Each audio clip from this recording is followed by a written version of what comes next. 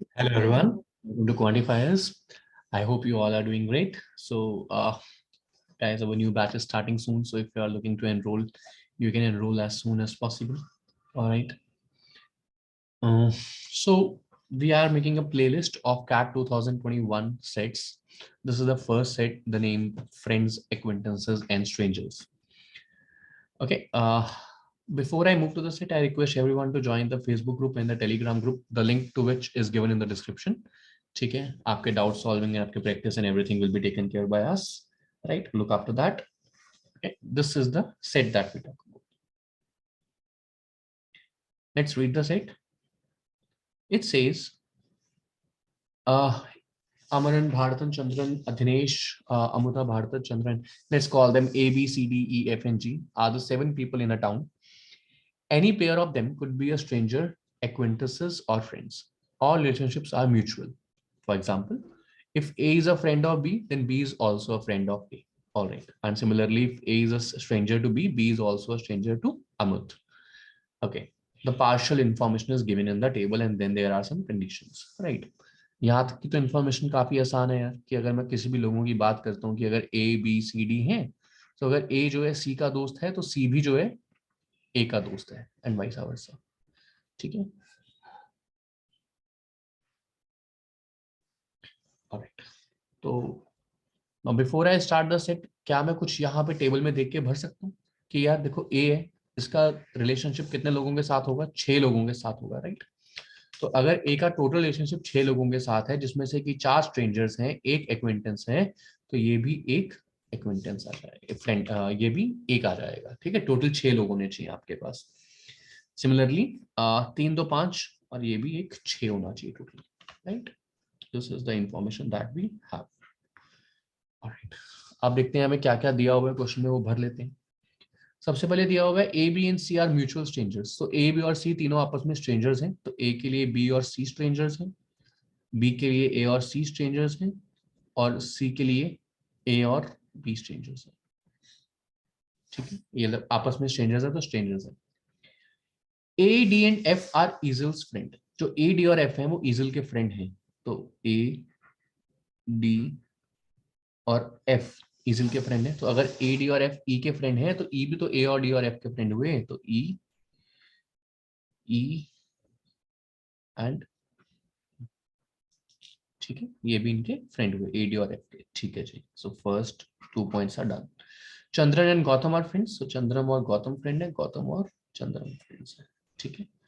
एक इंपॉर्टेंट चीज आप लिखेंगे कि जब भी अगर आप सी और जी को रिलेट कर रहे हैं, तो साथ साथ जी और सी को भी रिलेट कर देना, ताकि लास्ट में कंफ्यूजन ना हो, राइट? जो भी एंट्रीज आप लिखेंगे साथ साथ सब्सिक्वेंट एंट्रीज फिल हो जाएंगी.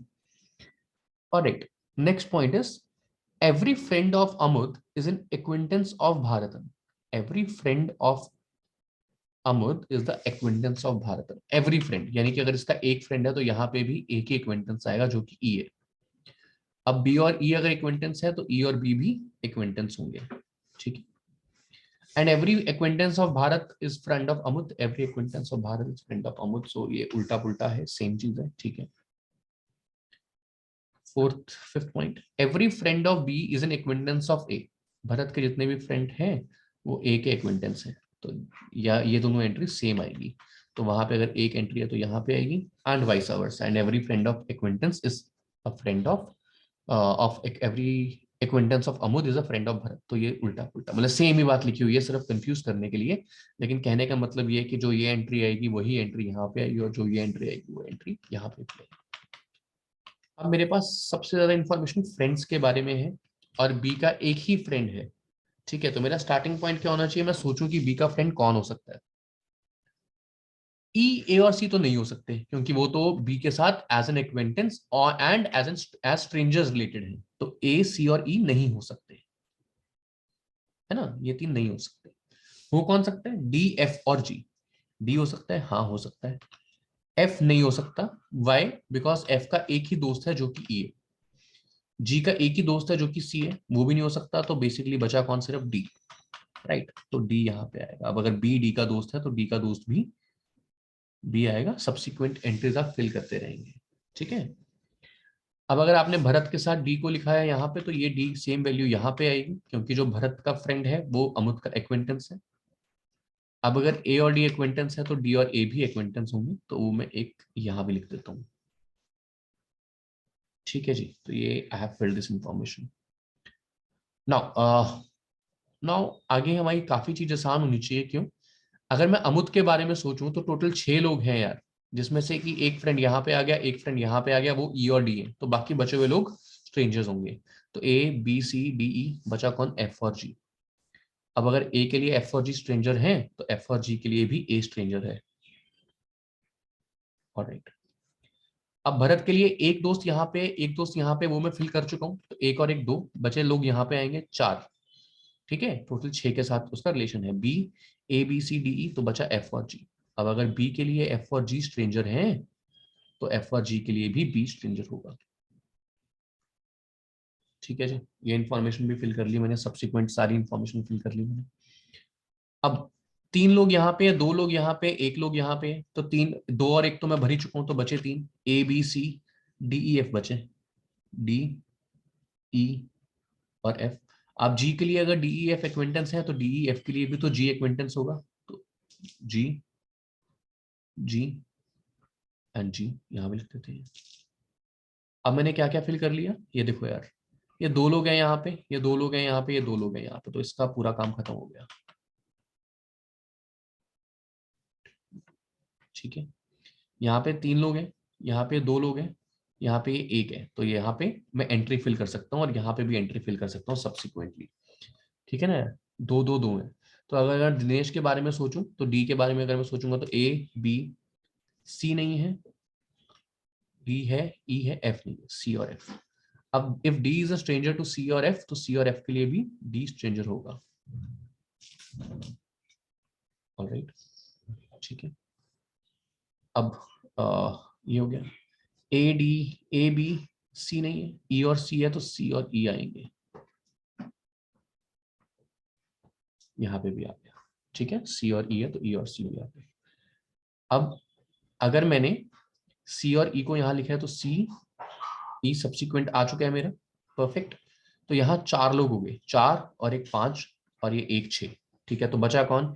ए बी सी, तो वो खुद है, डी ई एफ बचा। एफ और सी यहाँ पे आएंगे, तो सी और एफ यहाँ पे आएंगे।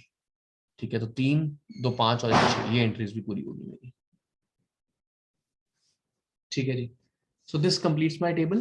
After some initial logical reasoning, everything was just tiki taka, कि यहाँ की वैल्यूज यहाँ चले जाएंगी, यहाँ की वैल्यूज यहाँ चली जाएंगी। अब मेरा क्वेश्चन में और कुछ बचा नहीं। Right now I just have to answer questions.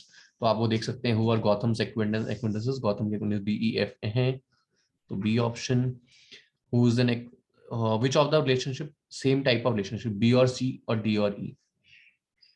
Which of these pairs, say B और C और D और E, B और C का रिलेशनशिप D और E के साथ सेम है? Let's find out. B और C, फर्स्ट ऑप्शन है। अगर मैं देखूं B और C का क्या रिलेशन है, B और C आपस में स्ट्रेंजर्स हैं, तो और E और तो D और E को देखूं, तो D और E आपस में फ्रेंड्स है, तो इनका सेम रिलेशन नहीं है।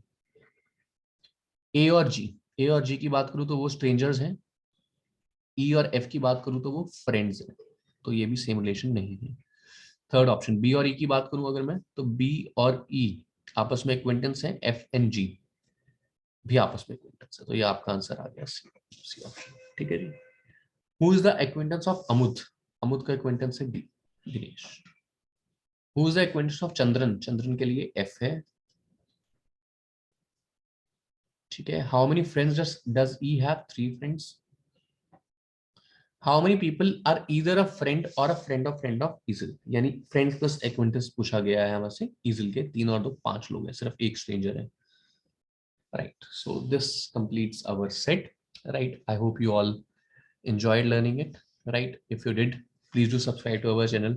Right, and just a reminder that our course is starting soon, so you can enroll. Thank you so much, guys. Have a great day.